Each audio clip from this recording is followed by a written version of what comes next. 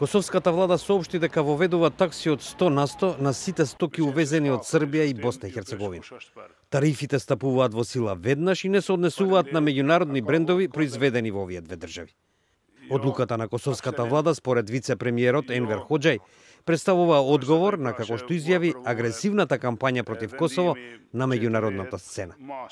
Тоа го потврди и косовскиот премиер Рамуш Харадинај, кој изјави: Latest engagement of Serbia has threatened our stability, our security.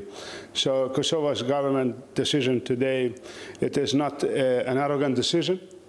It's a decision in a need to protect our own stability and our interests.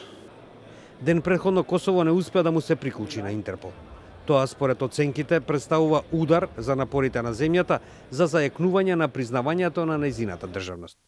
Рашид Чалај, генерален директор на косовската полиција, по гласањето на собирот на Интерпол во Дубај изјави: I mean, since some months, our neighbor Serbia is trying to say a lot of bad things, doing propaganda against Kosovo, using some bad examples, and spreading that worldwide, especially in the countries where they are good connections.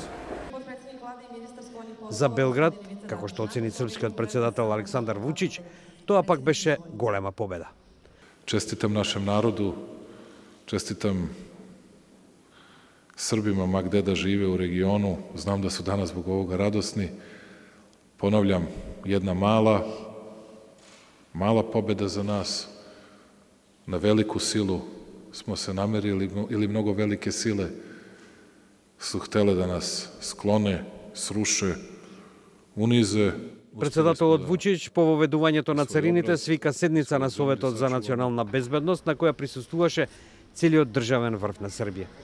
Тој при тоа оцени дека на ваков начин, меѓу другото, се сакало безусловна капитулација на Белград и целосно признавање на независноста на Косово и изолирање и протерување на србите од Косово. Според Вучич, потенцијалната цел на Приштина со овој потек била избивање судири и целосна дестабилизација на регионот. Вучич потврди дека Србија нема да воведува контрамерки, туку, како што рече, ќе реагира рационално, мирно и одговорно, изразувајќи надеж дека ќе се избори за продолжување на диалогот во Брисел.